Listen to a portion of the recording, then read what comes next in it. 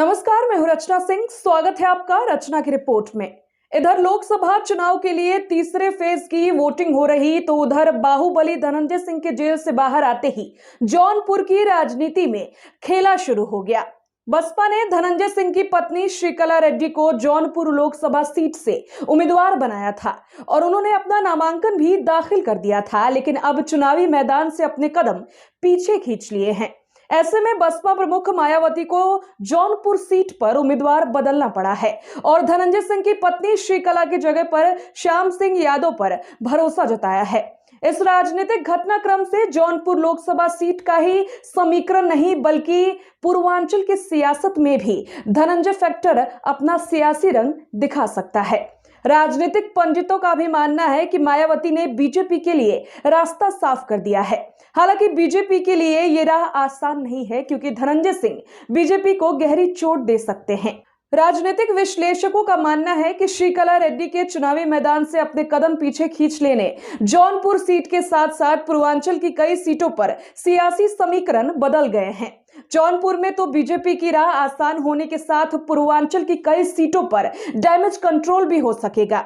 जौनपुर पर करीब 2 लाख से ज्यादा ठाकुर वोटर हैं। बीजेपी के कृपा शंकर सिंह भी ठाकुर हैं और धनंजय सिंह की पत्नी के चुनाव लड़ने से ठाकुर वोटों में बिखराव का खतरा बना रहा था। जौनपुर क्षेत्र में धनंजय सिंह की ठाकुर वोट बैंक पर अच्छी पकड़ है। अब उनके चुनाव से अलग होने से बीजेपी को साइलेंटली मदद मिलेगी। कहा जाता है कि जौनपुर की सियासत धनंजय सिंह के इर्द गिर्द ही सिमटी हुई है।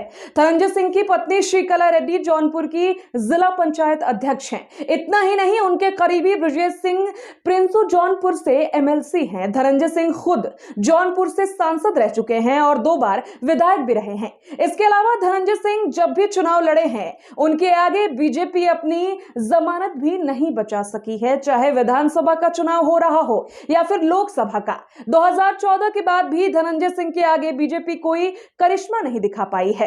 इसके पीछे यह भी वजह है कि जौनपुर की सियासत में उनकी मजबूत पकड़ है। ऐसे में जौनपुर लोकसभा सीट से धनंजय सिंह की पत्नी श्रीकला रेड्डी के चुनावी मैदान में उतरने से बीजेपी की राह मुश्किल हो सकती है।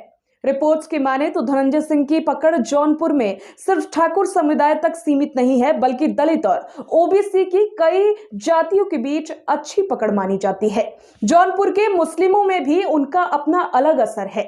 धनंजय सिंह की सबसे बड़ी सियासी मदद ठाकुरों के बाद किसी ने की है तो वो मल्लाह समुदाय के लोग हैं। राजनीतिक जीवन में आने के बाद धनंजय ने उनका साथ नहीं छोड़ा और जाति के प्रभावी नेताओं को अपनी टीम में भी शामिल किया और लोकल कनेक्ट तो हमेशा बनाए रखा। जौनपुर ही नहीं बल्कि मछली शहर और भदोही लोकसभा सीट पर भी धनंजय सिंह का अच्छा खासा असर रहा है। बता दें, पूर्व सांसद धनंजय सिंह की छवि एक बाहुबली और ठाकुर नेता की है। धनंजय सिंह पूर्वांचल के उन बाहुबली नेताओं में से एक हैं जिन्होंने शुरू से ही मुख्तार अंसारी के खिलाफ मोर्चा खोल रखा था। इसके चलते धनंजय सिंह के रिश्ते ब्रजेश सिंह से लेकर विनीत सिंह और रघुराज प्रताप सिंह जैसे ठाकुर बाहुबलियों के साथ रहे हैं। पूर्वांचल में इन ठाकुर बाहुबलियों की तूती बोलती है। मुख्तार अंसारी के निधन और विजय मिश्रा पर कानूनी शिकंजा कसने के बाद अब धनंजय सिंह से लेकर ब्रजेश सिंह का दबदबा बढ़ा हुआ है। ऐसे में ठाकुर बाहुबलियों की एकता बीजेपी के लिए लोकसभा चुनाव में सियासी फायदा दिला सकती है। आपको बता दें कि लोकसभा चुनाव से पीछे हटने के बाद धनंजय सिंह ने अपने पत्ते नहीं खोले हैं और खामोशी अख्तियार रखी है। उनका कहना है कि जौनपुर के लोगों के साथ सलाह मशवरा करके फैसला लेंगे। माना जा रहा है कि अब साइलेंट होकर धनंजय सिंह बीजेपी के लिए सियासी मददगार साबित होंगे।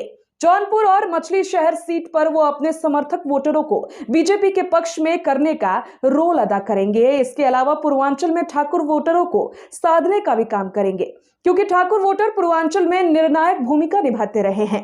ठाकुर मतदाताओं में धनंजय सिंह का असर पूर्वांचल की 12 सीटों पर है।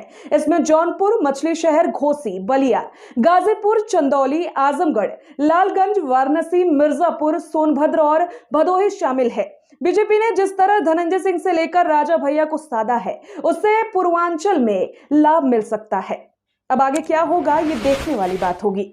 वीडियो को लाइक और शेयर जरूर करें।